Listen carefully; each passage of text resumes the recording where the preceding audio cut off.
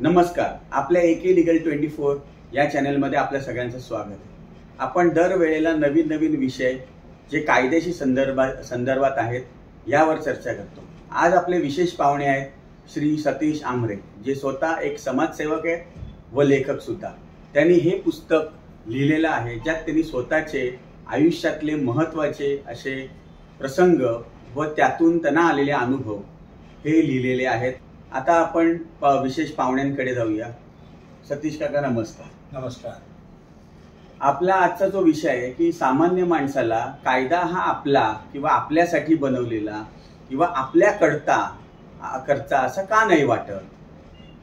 तर काका तुम्ही ह्या विषयावर आपले मत मांडावे अशी मी आपल्याला विनंती करतो. नमस्कार. कायदा आणि सामान्य माणूस हा जर विषय म्हटला तर कायद्याची पहिले व्याख्या बघायला पाहिजे. कायदा हा शब्द मुळात ब्रिटिशांनी आणला. त्याच्या आधी आपल्याकडे न्यायनिवाडा व्हायचा पेशवाईमध्ये, शिवशाहीमध्ये किंवा त्याच्या राजेशाहीमध्ये. ब्रिटिशांनी कायदा आणला आणि कायद्याची व्याख्या त्यांनी अशी केली की सरकारने बनवलेले नियम, काय करावं काय करू नये आणि जर काही चुकीचं केल्यास काय शिक्षा होईल असे त्यांनी लेखी कायदा त्यांनी आणला, जो आपल्याकडे पूर्वी नव्हता. तर त्यामुळे झालं असं की ह्या कायद्यामध्ये साक्षी, पुरावे, कागदपत्र ह्या सगळ्या गोष्टींना खूप महत्त्व आहे. आणि त्याच्यानंतर वकील, जजेस, कोर्ट ह्या सगळ्या सिस्टीममधनं न्याय मिळायला लागला. त्याच्यापूर्वी आपल्याकडे जे न्यायाधीश होते ते न्यायाधीशांकडे डायरेक्ट एखादी व्यक्ती जायची, त्याच्यावर काय अन्याय झाला आहे ते सांगायची आणि त्याच्यावरती न्यायनिवाडा व्हायचा. त्याच्यामध्ये नीतीचा भाग असायचा. आज नीतीचं नाव आपल्या न्याय सिस्टीममध्ये कुठेही दिसत नाही आणि म्हणूनच सगळे प्रॉब्लेम आलेले आहेत. Justice delayed is justice डिनायड. कायदा गाढव आहे, शहाण्या माणसाने कोर्टाची पायरी चढू नये असं एकंदर आपण कायद्याबद्दल बोलतोय. त्यामुळे कायदा आणि सामान्य माणूस हे फार फटकून वागतायत. सामान्य माणूस कायद्याशी फटकून वागतोय, घाबरून वागतोय आणि त्याला कायद्यावरती तेवढा विश्वास राहिलेला दिसत नाही. मग आता पुढचा प्रश्न असा येतो की जर एवढं सगळं आहे आणि ह्या विषय जो आता तुम्ही मांडला त्याबद्दल बरेच माजी न्यायाधीश किंवा आताचे पण सरन्यायाधीश यांनी चर्चा केली आहे. सगळेच जण म्हणतात की कायदा हा सामान्य माणसासाठी आहे, कायदा समानता मानतो. पण मग वास्तवात तसं काही दिसत नाही आणि बोललं जातं बरंच, पण त्यावर काही कामही झालेलं दिसत नाही. मग ते काय कारण आहे की काम न होणं. आणि जर सगळ्यांचंच मत असं आहे की कायदा जर योग्य नाहीये किंवा तो योग्य स्वरूपात मांडला जात नाहीये तर तो बदल व्हावा, ह्याबद्दल मग तुमचं काय मत आहे. कायद्यामध्ये बदल म्हणजे आपला कायदा हा संविधानावर आधारित आहे आणि संविधान बदलणं हे जवळजवळ मला वाटतं काँग्रेस राजवटीत जवळजवळ 100 वेळा संविधानामध्ये दुरुस्ती झालेली आहे. त्या वेळी त्या परिस्थितीनुसार काँग्रेस गव्हर्नमेंटने ते केलं. पण तरीही सामान्य माणसाला न्याय मिळतोच असं काही आज आपल्याला छातीठोकपणे म्हणता येत नाही. अजूनही सामान्य माणसाची हीच तक्रार आहे की आम्हाला न्याय मिळत नाही. न्याय फक्त श्रीमंतांना मिळतो आणि न्यायव्यवस्था ही अशी आहे की lower court, high court, supreme court, review वगैरे वगैरे वगैरे आणि प्रत्येक ठिकाणी वकील आणि प्रत्येक ठिकाणी प्रचंड खर्च. हा सामान्य माणूस त्यामुळे प्रचंड नाराज झालेला आहे आणि त्याचा कायद्यावरचा विश्वास उडत चाललेला आहे. मग आता आपण जसं म्हटलं तर पूर्वी नेहमी म्हटलं जायचं, जोड शब्द होता न्याय आणि नीती आणि दुसरं म्हणजे न्यायशास्त्र. तर ह्या दोन मुद्द्यांवर तुम्ही तुमचं मत सांगा. न्याय हा नीतीने असलाच पाहिजे ही आपली परंपरा होती. जे चाणक्य नीती हा सगळ्यात उत्तम त्याचं उदाहरण आहे. या चाणक्य नीतीमध्ये राज्यकारभार, सामान्य माणूस, न्याय व्यवस्था याच्याबद्दल चाणक्यांनी सगळं लिहिलेलं आहे. आज हजारो वर्षापासून त्याच्यावरती आपण विचार करतोय. पण मुद्दा असा आहे की ज्या वेळेला आपल्याला स्वातंत्र्य मिळालं त्यावेळेला आपण कायदा हा ब्रिटिशांनी बनवलेला घेतला. आजही त्याच्यामध्ये फारसे बदल झालेले दिसत नाही. पण मग जे कॉन्स्टिट्यूशन आहे किंवा जी राज्यघटना आपण आता जे अंमलात आणतोय ती सगळी वेस्टर्नच आहे. ऑस्ट्रेलिया आहे, न्यूझीलंड आहे, कॅनडा आहे, अमेरिका आहे, इंग्लंड आहे. मग त्यात भारतीयपणा असं काहीच दिसत नाहीये. काय तोही एक महत्वाचा मुद्दा आहे. म्हणून सगळीकडे म्हणावी तशी समानता दिसत नाहीये किंवा म्हणावं तसा न्याय मिळत नाहीये. तुमचा मुद्दा बरोबर आहे, पण एक गोष्ट लक्षात घ्या, 47 साली स्वातंत्र्य मिळालं त्यावेळेला स्वातंत्र्य जे ज्यांच्या हाती आलं ती मंडळी कोण होती, तर ते ब्रिटिश गव्हर्नमेंटनी च्या एज्युकेशन सिस्टीममध्ये शिकलेली सगळी बॅरिस्टर मंडळी होती. म्हणजे गांधी स्वतः बॅरिस्टर होते, नेहरू बॅरिस्टर होते, सरदार पटेल बॅरिस्टर होते, बाबासाहेब आंबेडकर सुद्धा ब्रिटिश काळामध्ये लंडनला जाऊन त्यांनी कायदा शिकला होता आणि त्याच्या बेसवरच त्यांनी आपली घटना लिहिली आणि आपला कायदा त्याच्यावर अंमलात आला. पण त्यावेळेला सुद्धा माझ्या माहितीप्रमाणे काही मंडळींनी हा नीतिव्यवस्था, भारतीय न्यायशास्त्र असे विषय काढले होते, पण त्यांचा आवाज हा फारच हळू होता, म्हणजे दबला गेला आणि आपल्या राज्यघटनेमध्ये आणि आपल्या कायद्यांच्या पुस्तकामध्ये कुठेही नीती हा विषय आला नाही, असं खेदानी म्हणावं असं वाटतं. मग न्यायशास्त्राचं मूळ नीतीच आहे, या निष्कर्षापर्यंत तुम्ही आलेला आहात. मग आता ह्या नीतीचा आपल्या न्यायशास्त्रामध्ये कसा जास्तीत जास्त वापर होईल किंवा तो त्या लेवलला किंवा त्या दर्जाचा कायदा कसा सुधारता येईल याच्यावर तुम्ही काही सांगा. काय झालंय, आज स्वातंत्र्य मिळून 77 वर्ष झाली, ही सिस्टीम तयार झाली. या सिस्टीममध्ये न्यायव्यवस्था, वकील, न्यायाधीश, वेगवेगळ्या प्रकारची कोर्ट, वेगवेगळ्या प्रकारचे कायदे, या सगळ्यामध्ये आपण आता हे फिट बसलेलो आहोत. आणि अशा वेळेला आपण जर काही जुना आणि जरी चांगला विषय मांडला म्हणजे नीती व्यवस्था कायद्यामध्ये, तरी आता ते चाक उलटं फिरवण्यासारखं होईल आणि ते फारच कठीण आहे. अर्थात जेव्हा जेव्हा क्रांती होते तेव्हा हे असे सगळे आमूलाग्र बदल हे तेव्हाच घडतात आणि आपल्याकडे क्रांती घडेल यावर कोणाचाच विश्वास नाही. क्रांतीचं सारखं क्रांती होईल असं आपल्याकडे वातावरण देखील नाही. आणि आपल्याकडे असं नेहमीच म्हटलं जातं की आपला देश हा क्रांतीसाठी बनलेलाच नाहीये.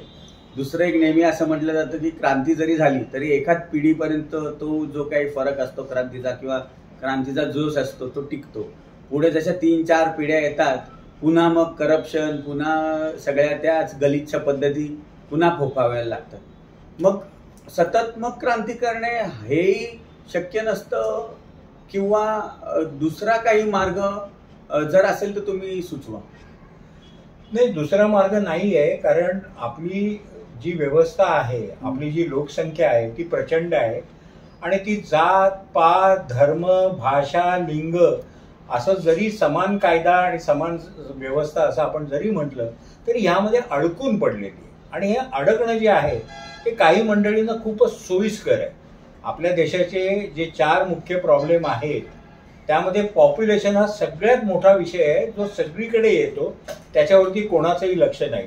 पॉप्युलेशनमुळेच करप्शन होतं, करप्शनमध्येच रिझर्वेशन येतं आणि या सगळ्याला तरुण पिढी उपाय त्याच्यावरती मायग्रेशन, भारत सोडणं आणि इतर परदेशात जाणं आणि नोकरी करणं किंवा नोकरी धंदा करून तिथे सेटल होणं, असं एकंदरीत आपल्या समाजाचं चित्र दिसतंय. ते बदलणं फार कठीण आहे.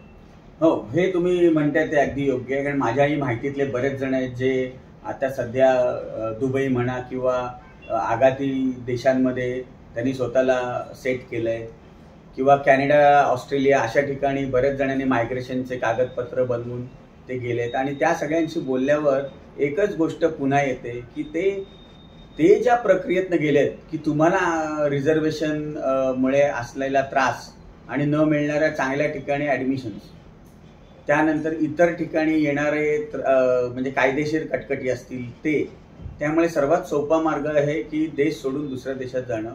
आणि मग परत तोच मुद्दा येतो, मग ब्रेन ड्रेन नावाने सगळेजण टाळं फोडतात. पण मग पुन्हा तेच आहे की मुळामध्ये तुम्ही जर व्यवस्थित काही केलं नाही तर हा त्रास पुढे पुढे वाढतच जाणार आहे आणि त्यातून देशाची डेव्हलपमेंट किंवा देशाची प्रगती ही फार वेगाने होईल असं वाटत नाही. त्यामध्ये काकांनी आणखीन एक चांगला जो मुद्दा मांडला तो म्हणजे की इनकम्प्लीट लॉ, इनकम्प्लीट लॉ हा एक फार महत्वाचा विषय आहे की कायदा पूर्णपणे अंमलात न आणता येणं किंवा न लागू पडणं, त्याबद्दलही थोडं विशेष सांगा. कायदा हा अपूर्णच असतो, कारण आपण नेहमी बघतो की एक कायदा झाला की त्याच्यातनं 100 पळवाटा हुशार वकील काढतात. आज आपल्यासमोर कित्येक अशी उदाहरणं आहेत की ज्याच्यामध्ये खुनी मंडळी, पोलिसांनी जो काही रिपोर्ट तयार केला, FIR केला, डॉक्टरांनी जी काही पोस्टमॉर्टेम केलं वगैरे, त्याच्यातल्या चुका शोधतात आणि संशयाचा फायदा आरोपीला मिळेल आणि त्याप्रमाणे त्यांना तो मिळतोही आणि मग ते त्यातून सुटतात. तर हा कायदा गरिबांचा राहिलाच नाहीये. हा कायदा श्रीमंतांसाठी, श्रीमंतांच्या वकिलांनी त्यांना सोडवण्यासाठी असा तो झालेला आहे, असं सर्वसाधारण माणसाला वाटतंय. आणि ते योग्यही आहे, आपल्यालाही दिसतंय. आता हल्ली जे सध्याच गाजलेली केस म्हणजे पोर्शे केस पुण्याची, ते तर हे ज्याचं जिवंत उदाहरण आहे. आज हजारो केसेस अशा आहेत ज्यांच्या तारखा मिळत नाहीत आणि काही मान्यवर माणसांना किंवा समाजात ज्यांचं रसूख चालतो किंवा राजकारण्यांना पटापट तारखा सुप्रीम कोर्टाच्या मिळतात. हे सगळं एक खिन्नदायक चित्र आहे. पण मग प्रत्येक ठिकाणी म्हणतात की there is a hope at the end of the tunnel. त्या अनुषंगाने तुम्हाला काय वाटतं? हे तर आपण प्रत्यक्ष अनुभवतोच आहोत की जसं मी म्हटलं, कायदा आणि पळवाट. आता पोर्शे कार प्रकरणात 12वी पास झालेला मुलगा 17.5 वर्षाचा आहे, 6 महिने 18 वर्षाला त्याला कमी पडतायत म्हणून तो बाल गुन्हेगार होतो. त्याला कोर्ट त्याला कैदेची शिक्षा देत नाही. त्याची केस ही बाल न्यायालयात चालते आणि बाल न्यायालय त्याला 300 शब्दांचा निबंध लिहायला सांगते. आज सुद्धा त्याच्यावरती खूप आरडाओरड बोंबाबोंब झाल्यानंतर तो जामिनावर बाहेर आलाय. त्याला सेफ्टी ड्रायव्हिंग वगैरेचे धडे मिळत आहेत, पण त्याला शिक्षा होईल असं काही वाटत नाही. आता ही जी ब्रिटिशांची लिगल सिस्टीम आहे, समाजसेवकांचं किंवा कायदेतज्ञांचं म्हणणं आहे की हे सगळं मोडून टाका, नवीन लिहा, एक 2025 2027 अशी एक तारीख ठेवा आणि सगळे कायदे पहिल्यापासून नीट पद्धतीने हिंदुस्थानाच्या लोकांचा विचार करून लिहा, असंही बऱ्याच जणांचं म्हणणं आहे. त्यावर तुमचं काय मत आहे? काय असं प्रस्थापित मंडळी होऊन देणार नाही, कारण प्रस्थापित मंडळींना या सगळ्या सिस्टीमचा जो फायदा होतो. आज एक हे फिरतोय, व्हिडिओ फिरतोय की एक वकील सांगतायत की मुंबई महानगरपालिकेने कंगना रणावतच्या बिल्डिंगचं जे तोडकाम केलं आणि त्याच्याबद्दल जी केस झाली, त्या केससाठी जो वकील नेमला त्यांनी 3 हिअरिंगसाठी 80 लाख रुपये फी वसूल केली. आता जर असं असेल तर ही वकील मंडळी, ती BMCतली मंडळी, ती BMCचे जे कोणी अधिकारी असतील ती मंडळी, BMCतले कोण नेते, नगरसेवक, ही जी सगळी मंडळी, ही सगळी मंडळी कायदा कसं बदलून देतील बरं? त्यांचा ही प्रस्थापितांसाठी हा कायदा म्हणजे सोन्याची खाण झालेली आहे आणि गरिबाला मात्र न्याय नाही. पण असं दिसतंय मग चिन्ह सगळं काय म्हणू आपण निगेटिव्हच दिसतंय. म्हणजे कायदा सुद्धा कुठल्याही अँगलनी पॉझिटिव्ह वाटत नाही. एखाद्या वेळेला कुठल्या तरी 100 केसेसमध्ये एखाद्या जजमेंटचं कौतुक होतं, बाकी सगळे 99 जजमेंट्स निगेटिव्ह लाईटमध्ये असतात. किंवा आता हे जे पोर्शेचं आपण आत्ता बोललो तेही उघड दिसतंय. आता तुम्ही जे माहिती दिलीत की 80 लाख रुपये, आज सामान्य माणूस 80 लाख रुपये खर्च नाही करू शकत, किंवा त्यांनीच 80 लाख रुपये केले तर तो खाणार काय? त्याच्या कुटुंबाचा प्रश्न आहे. मग तुम्हाला असं वाटतं का मग जशी एखाद्या वस्तूवर MRP असते तशी वकिलांच्या फीवर वगैरे MRP पाहिजे? होऊन देणार नाही. कुठलाही प्रस्थापित माणूस आपल्या कायदे व्यवस्था, रिझर्वेशन व्यवस्था, या सगळ्या व्यवस्थांना हात लावून देणार नाही. आत्ताही एक केस अशी झाली सुप्रीम कोर्टामध्ये, जी रिझर्वेशन कॅटेगरी आहे त्याच्यामध्ये क्रीमी लेअर वेगळा काढावा का असा प्रश्न निर्माण झाला आणि सुप्रीम कोर्टाने त्याला ग्रीन सिग्नल दिला होता अशी माझी माहिती आहे. पण त्यालाही प्रचंड विरोध होतो आहे. प्रस्थापित कधीही या गोष्टी होऊन देणार नाही आणि प्रस्थापितांविरुद्ध जे काही होतं त्याला क्रांती म्हणतात, ती क्रांती आपल्याकडे होणार नाही. मग ह्याच्यावर उपाय काय? मग सामान्य माणसाने नुसते आशेवर जगायचं का कायदा मिळवण्यासाठी पुन्हा कायदा हातात घ्यायचा, का नवीन जे आहे की जस्टिस डिलेड जस्टिस डिनाईड, तर जे नशिबात आहे सगळं देवावर सोपवून मोकळं व्हायचं? मग करायचं काय? मग तुम्ही काहीतरी त्याला मार्ग दाखवा. मार्ग मी तेच म्हणतोय की मार्ग क्रांतीचा आहे, बंदुकीच्या नळीतली क्रांती नाही, मतदानाच्या पेटीतनं होणारी क्रांतीच अपेक्षित आहे. सत्याग्रहाचाच हा प्रश्न आहे. आज सुद्धा बदलापूर प्रकरणामध्ये जेव्हा लाखो लोक उतरले तेव्हाच चक्र फिरली आणि त्याचा सुमोटो केस हायकोर्टाने घेतली, मुख्यमंत्री वगैरेंनी ताबडतोब हालचाली केल्या. तर हे असं क्वचित होईल, पण सर्वसाधारणपणे सामान्य माणूस हा कायद्यापासून न्यायापासून नेहमी लांबच राहील. आणखीन एक नेहमी बघितलं जातं की ज्याची समजा एखाद्याची जमीन आहे आणि त्या जमिनीवर कोणी कब्जा मारला, त्या जमिनीची समजा किंमत असेल 10 लाख, त्याला न्याय मिळेपर्यंत त्याचे 25-30 लाख रुपये असेच खर्च झालेले असतात. म्हणजे स्वतःची जमीन मिळालेली, स्वतःच्या जमीन ती आहे हे सिद्ध करून ज्यांनी कब्जा मारलाय त्याला बाहेर काढण्यासाठी ते एवढे पैसे खर्च झाल्यावर तो असा विचार करायला की याच्यापेक्षा जमीन मी विकली असती तर मला बरं पडलं असतं. किंवा भूमाफिया येतात, ते म्हणतात ठीक आहे आम्ही मोकळे करून देतो, तुझी 10 लाखाची जमीन आहे आम्हाला 2 लाखात विक किंवा 3 लाखात विक. मग हे एक नवीन भूमाफियाचं चक्र सुरू होतं. मग एका निगेटिव्ह गोष्टीतून दुसरीतून तिसरी, आणि मग एकंदर पूर्ण समाजच ह्या निगेटिव्ह गोष्टीमध्ये अडकतो. ही गोष्ट आहेच. आणि मी जे नेहमी म्हणतो सगळ्यांना याची कल्पना आहे. आणि पॅरलल लॉ लिगल सिस्टीम म्हणजे दादा लोक जज झालेले आहेत हे मुंबईत दिसतं की सर्वसाधारणपणे. म्हणजे धर्मात्मा सिनेमा किंवा गॉडफादर हा इंग्लिश सिनेमा, याच्यात हेच दाखवलंय की सर्वसामान्य माणूस माफिया डॉनकडे जातो आणि तिथे तो न्याय मिळवतो.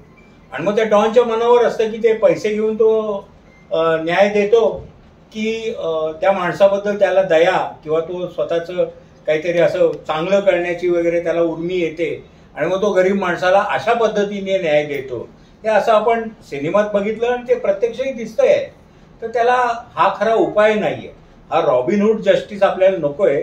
आपण स्वतंत्र भारत झालेला आहे आपला, आपण स्वतंत्र भारताचे नागरिक आहोत, तर आपल्याला कायद्याने न्याय हवा आहे, पण तो मिळत नाहीये आणि चित्र तसं वाईटच दिसतंय, दुसरंच दिसतंय. पण मग असं आहे की जर न्याय मिळत नाहीये तर जो न्याय मिळतोय तो घेण्याशिवाय पर्यायी नाहीये. आता समजा साधी गोष्ट आहे, आता हे जमिनीचे वाद आहेत म्हणा किंवा अगदी बारीक सारीक गोष्टी असतील, त्यासाठी जर पर्यायी न्याय व्यवस्था मध्ये जाऊन जर एखाद्या नेत्याकडनं किंवा जनता दरबार म्हणा किंवा तत्सम गुन्हेगाराकडनं, अगदी ज्याला म्हणजे समाज गुन्हेगार म्हणण्यापेक्षा कायद्याने ज्याच्यावर केसेस आहेत, अशा माणसाकडनं न्याय मिळवणं पटकन सोपं आहे आणि मग ते योग्य ठरतं. कारण तुम्ही कुठल्याही गोष्टीमध्ये जर तुम्ही लिगल सिस्टीममध्ये गेलात तर पहिलं तुम्हाला सिद्ध करायला लागतं की तुम्हीच आहात.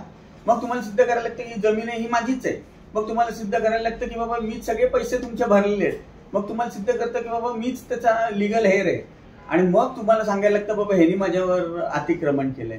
मग ह्या याच्यामध्ये जो सामान्य माणूस आहे तो शेती करणार आहे का ह्या फेऱ्या मारणार आहे, काय करणार, काय दुसरा पर्यायच ठेवलेला नाहीये काही.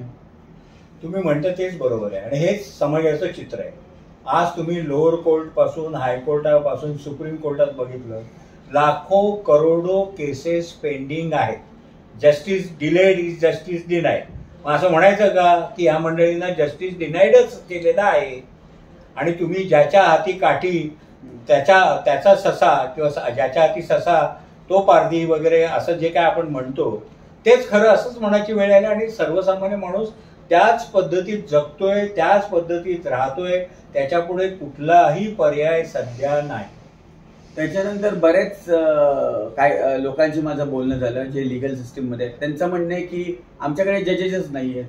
बरं असंही कळलं की गव्हर्नमेंटला जशी लिगल UPSC मध्ये सिस्टीम आहे तशीच खास ज्युडिशियल सिस्टीम इम्प्लिमेंट करायची होती, पण त्यालाही भरपूर विरोध झाला. मग हा प्रस्थापित पर्याय न्यायव्यवस्था या सगळ्या दुष्टचक्रातून सामान्य माणसाने मग काय करायचं आणि कसं बाहेर पडायचं? सामान्य माणूस आता गणपती आले डीजेवर नाचेल आणि हे सगळं विसरेल, अशी परिस्थिती झालेली आहे. सामान्य माणसाला सगळे अनंत विवंचना आहे, अनेक प्रश्न आहे. सामान्य माणूस त्यातनं मार्ग हाच काढतो की नाचो और भूल जाओ. असा विचित्र प्रकार आपल्या समाजात झालेला आहे. आता खरे समाज सुधारक वगैरे वगैरे हे फक्त ब्रिटिशांच्या काळी ब्रिटिशांच्या विरुद्ध लढणारे होते, आता कोणी नाही. आपण आता पुढच्या प्रश्नाकडे येऊया. मग कायद्याची मदत किंवा कायदा हा स्वस्त मिळण्यासाठी तुमच्याकडे काही सोल्युशन आहे? थोडीशी सुरुवात झालेली आहे. मोटर वाहन अपघात याच्यामध्ये जे विक्टिम्स आहेत त्यांच्यासाठी जनता न्यायालय आणि हे जे रविवारी काही कोर्ट्स भरतात त्याच्यामध्ये ह्या ज्या इन्शुरन्स कंपन्या आहेत किंवा जे काही छोटे काही वाद आहेत, जे काही लाख रुपये 5 लाख रुपये या किमतीच्याही पेक्षा कमी असतात, तिथे अशी न्यायालय भरतात आणि दोन्ही पार्टींनी त्याचं मान्य केलं तर न्याय मिळाल्यासारखं होतं. अदरवाईज ज्यांच्या ताब्यात ती जागा आहे आणि ज्याला ती द्यायची नाहीये तो कोर्टात जाऊ शकतो. जर दोन्ही पार्टींनी मान्य केलं तर हे जनता न्यायालय जे आहे त्यांचा न्याय हा थोडासा मान्य होतो, लोकांना मान्य होतो आणि ती एक चांगली सुरुवात आहे असं मला वाटतं. दुसरी एक गोष्ट अशी जाणवते की न्यायपालिका म्हणा किंवा न्याय मिळवण्याची प्रक्रिया ही फार क्लेशदायक, क्लिष्टदायक, निगेटिव्ह आणि मनस्ताप देणारी आहे. ती सोपी करण्यासाठी तुमच्याकडे काही उपाय आहे? सोपी म्हणजे मी तेच सांगितलं ना की जी आधीची व्यवस्था होती किंवा इव्हन ग्रामपंचायत आणि पंचमंडळी हे जे न्याय द्यायचे ते प्रत्येक वेळी न्याय मिळेलच असं नाही, पण ती एक सिस्टीम होती. त्या सिस्टीममध्ये न्याय मिळायचा, कोणाला तरी न्याय मिळायचा. आजची सिस्टीम अशी झाली की फक्त तारीख पे तारीख, खर्चावर खर्च, वकिलावर वकील, कोर्टावर कोर्ट, जजेसची बदली, वकील बदलणं वगैरे या सगळ्या जंजाळामध्ये सामान्य माणूस अडकला आहे. न्याय खूप दूर राहील. तर आता एक नवीन सध्या ट्रेंड आलेला आहे गेल्या काही वर्षामध्ये लिव्ह इन बद्दल किंवा कायद्याचं. म्हणजे लोक ह्या स्तरावर कंटाळली आहेत की लग्न नको, त्याच्यापेक्षा लिव्ह इन बरं. पुन्हा त्या लिव्ह इनच्याही इतर बऱ्याच भानगडी आहेत. जरा दोघांचं पटलं नाही की मग ती महिला जाऊन त्या मुलावर किंवा पुरुषावर खोट्या केसेस दाखल करते, 376 बलात्कार वगैरे, आणि मग ती व्यक्ती देशोधडीला लागते. त्याच्यातून पुन्हा जे काही कायदे आहेत ते सगळे स्त्रियांच्या बाजूने आहेत, पुरुषांना कुठेच काही रिलीफ नाही. ते त्यांनी वणवण फिरायचं. आता माझ्या माहितीमध्ये काही पुरुष आले आहेत, त्यांना मी विचारलं की बाबा तुमच्यावर हा अशा प्रकारचा अन्याय झाला तर तुम्ही परत काउंटर केसेस लावाल का किंवा तुम्हाला न्याय मिळावा म्हणून तुम्ही भांडाल का?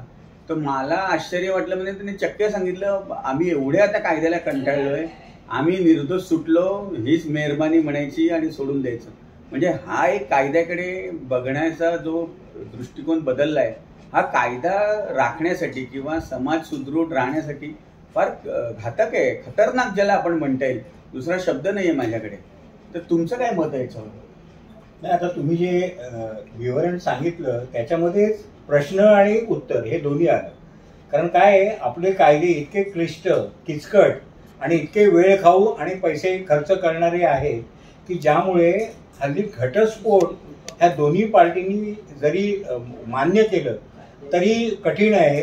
हल्ली ते होतंय की लवकर 6 महिन्याचा जो वेटिंग पिरियड आहे तोही कमी करून काही जजेस एकंदर परिस्थिती बघून लवकर घटस्फोट मंजूर करतायत. पण एकंदर लग्न पद्धती याच्यावर सुद्धा कायद्याचा असा वाईट परिणाम झाला आहे की हल्ली जी सुशिक्षित, विशेषतः IT इंडस्ट्रीजमध्ये वगैरे काम करणारी जी युवक युवती हे आहेत, हे आता एकमेकांची गरज म्हणून एकत्र येतात, त्याला लिव्ह इन रिलेशनशिप किंवा कॉन्ट्रॅक्ट करतात, पण लग्न करत नाही. कारण लग्न केलं तर ते मोडणं म्हणजे घटस्फोट घेणं हे खूप कठीण आहे.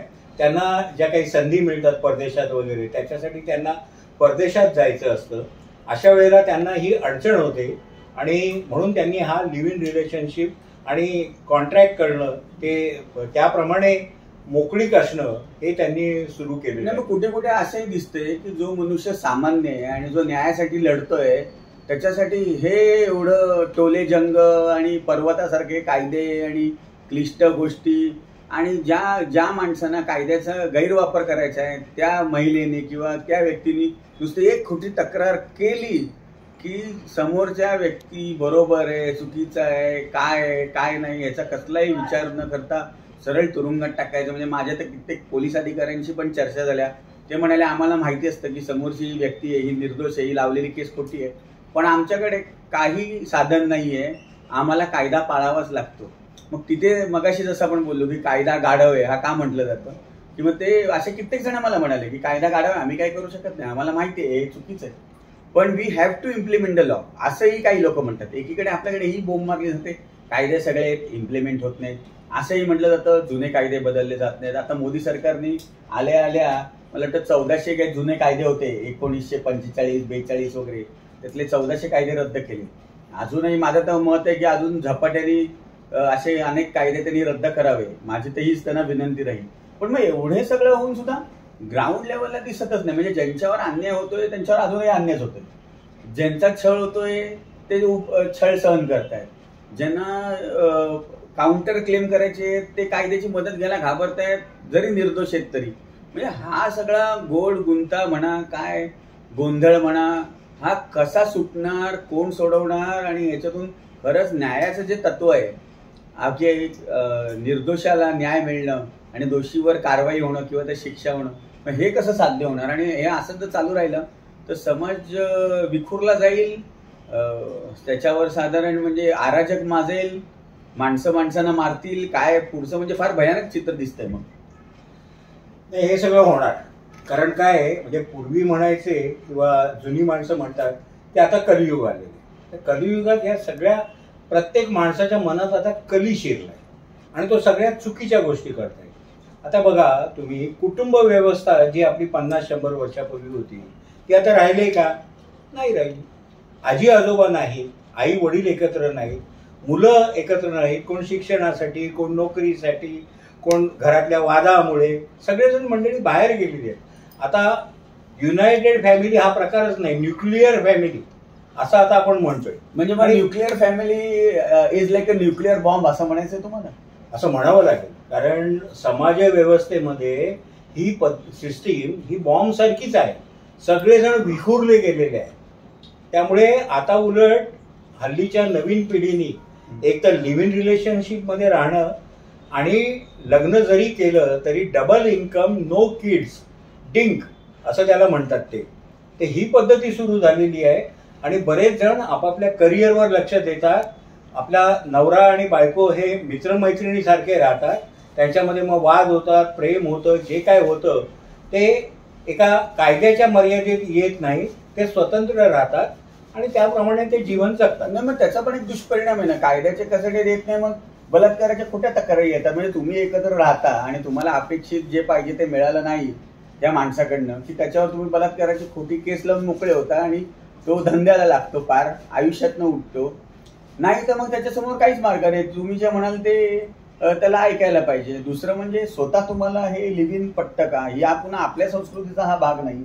या इंडिजिनियस जे भारतीय मूळचं आहे, मुळाचं, ते कायद्यामध्ये पुन्हा काहीच दिसत नाही. आता सगळ्या गोष्टी आता गुंतागुंतीच्या होत गेल्या. समाज व्यवस्था ही झपाट्याने बदलत चालली. आपण ब्रिटिशांनी नोकरी हा शब्द आणला आणि त्याच्यामध्ये लाखो लोक नोकरी पेशा झाले. ब्रिटिशांच्या काळात यंत्रयुग आलं, त्याच्यामध्ये लाखो लोक यंत्रयुगात यंत्रावर काम करणारे कर्मचारी, कामगार झाले. आता पुढची पिढी आली ती सर्व्हिस इंडस्ट्री, IT इंडस्ट्री. याच्यामध्ये लाखो लोक आता अमेरिका आणि युरोपियन देश यांची कामं आपल्या भारतात राहून करतायत किंवा त्या देशात जाऊन करतायत. तिथे शनिवार रविवार कोणीही काम करत नाही. आपला भारतीय युवक आणि युवती 24/7 म्हणजे 7 दिवस आणि 24 तास काम करत असतात आणि त्यांना आपण रिझल्ट देतोय. त्याच्यावरती ते खुश आहेत आणि लाखो डॉलर्समध्ये पगार मिळतो म्हणून आपली मंडळी खुश आहे. तर त्याच्यामध्ये कायदा, समाज, आपलं हिंदुत्व वगैरे वगैरे या सगळ्या गोष्टी मागे पडल्या. आता जो तो आपल्या समोर काय आहे, आपला स्वार्थ काय आहे, आपल्याला उत्पन्न कुठून मिळतंय, आपल्याला नोकरी कुठून मिळते ह्याच्याकडे लक्ष देत आहेत. आई वडील आता मागे पडले, समाज मागे पडला, आपलं कुटुंब व्यवस्था मागे पडली आणि याच्या पुढे या वेगाने जर आपण युरोपियन कल्चर किंवा वेस्टर्न कल्चर घेतलं तर सगळे जे तिथे प्रॉब्लेम आता आहेत त्यांचे ते काही वर्षांनी आपल्या इथे होतील. मग आपल्या इथे मानसिक रुग्ण वाढतील, आपल्या इथे सिरियल किलर ज्याला आपण म्हणतो की एका माणसाने 200 खून केले, एका बाईने 500 खून केले, याची संख्या अशीच आमाप वाढत राहणार. मग रादर की एक चांगल्या काहीतरी वेस्टर्न गोष्टी परदेशातनं आणाव्या किंवा त्यावर काही काम करावं किंवा आपल्याकडे अंमलात आणाव्या, त्याच्यापेक्षा आपण त्यांच्या सगळ्या वाईटच गोष्टी घेतो.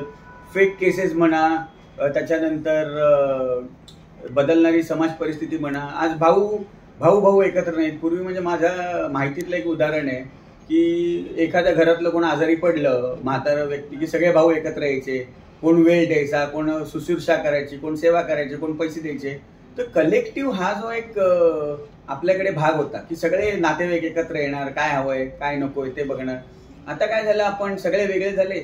मग इन्शुरन्स कंपन्या आल्या, म्हणजे मग त्याला कुठेतरी कमर्शियलायझेशन आलं. म्हणजे हे पुन्हा त्याच्यामध्ये हाच भाग आला की मग 5 नोबल प्रोफेशन ज्याला आपण म्हणायचो, टीचिंग, डॉक्टर, वकील, हे सगळे तेच झाले, कमर्शियल झाले. मग कमर्शियल झाले त्यामुळे विस्कटली सगळी संस्था विस्कटली, अराजकता आली. मग शेवटी पुन्हा ती संस्था प्रत्येक असो, म्हणजे विवाह संस्था असो, कायदे असो, न्यायसत्र असो, पोलीस असो, डॉक्टर असो, हे सगळ्यांनाच नीतिमत्तेने वागणं आवश्यक आहे. नंतर समाज विखरायला आणि अराजक माजायला वेळ नाही लागणार. मग आता सध्या काय आहे, आपण त्या मार्गावर आहोतच. कारण माझ्या पिढीतली जी मंडळी आहेत ती चाळ संस्कृतीत वाढली. चाळ संस्कृतीमुळे तुम्हाला मुलांना पाळणा घरात ठेवणं हा प्रकार नव्हता, वृद्धांसाठी अटेंडंट ठेवणं हा प्रकार नव्हता. आजूबाजूची मंडळी ही सगळी कामं विना सायास आणि विना वेतन करायची, सेवा म्हणून करायची. ते आता कुठे राहिले. आज प्रत्येक माणूस हा प्रोफेशनल झालाय. तुम्हाला जसं घरात काम करण्यासाठी मोलकरीण लागते, तसं आता सगळं मुलांना शाळेत पोहोचवण्यासाठी माणूस, रिक्षा, व्हॅन किंवा शाळेमधले शिक्षक हे सुद्धा सरकारी शाळा बंद होऊन खाजगी शाळा, इंग्लिश मिडियम शाळा, तिथे लाखो रुपये फी. याचे डॉक्टर सुद्धा सरकारी हॉस्पिटल्समध्ये आता मोठी मंडळी जात नाहीत, मध्यम किंवा उच्च मध्यस्थ वर्ग, मध्यम वर्ग जात नाही. मग ते खाजगी हॉस्पिटलमध्ये जातात, तिथे लाखो रुपये बिलं भरतात. तर हे सगळं होत चाललेलं आहे. समाज झपाट्याने बदलत चाललेला आहे. एक पिढी ते दुसरी पिढी, जुनं पिढीचं काहीही राहिलेलं नाही. आपण वेगाने घसरगुंडीवर बसलेलो आहोत आणि या घसरगुंडीने आपण वेगाने खाली सरकत चाललेलो आहोत. हे सगळं कठीण आहे. मला काही पॉझिटिव्ह चेंज होईल असं वाटतंय का? आता समाजच राहिला नाही. डबल इन्कम नो किड्स असं मी म्हटल्यानंतर दुसरी पिढीच निर्माण झाली नाही. जे काही याच्यामध्ये काही 100% असे सगळे वागत नाहीयेत, असे काही 5-10% लोक राहत आहेत. जे बाकी इतर 90% त्यांच्याकडे मुलं आहेत, ते पुढची पिढी पुढे नेत आहेत.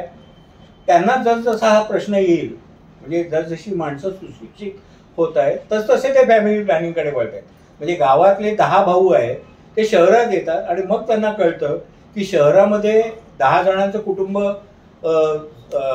पुढे नेणं शक्यच नाही. मग ते एका मुलावर थांबतात आणि मग त्याच्या पुढची पिढी जर खूपच सुशिक्षित आणि बाहेर जाणारी वगैरे, परदेशात शिकलेली वगैरे असेल तर ती नो किड्स ह्याच्यामध्ये आता चाललेली आहे. या सगळ्या गदारोळामध्ये म्हणजे मला सगळ्यात जो एक मुद्दा मांडायचा आहे आपल्या देशासाठी, ते म्हणजे गेली 14 वर्ष आपण जनगणना केली नाही. हा सगळ्यात मोठा फ्लॉ आहे आपल्या सिस्टीममध्ये. आपली जनगणना ही कायम अपडेट ठेवलीच पाहिजे. त्याप्रमाणे प्लॅनिंग करायलाच पाहिजे, त्याप्रमाणे कायदे करायला पाहिजे, त्याप्रमाणे समाज व्यवस्था राबवायला पाहिजे. दुर्दैवाने सध्याच्या सरकारचं पण तिकडे लक्ष नाही आणि ही गोष्ट आपल्याला प्रचंड त्रासदायक होणार आहे. अच्छा, नेहमी एक म्हटलं जातं की law of the nature is always right. मग एवढं माहिती असून सुद्धा आपण लॉ ऑफ द नेचर प्रमाणे का जात नाही?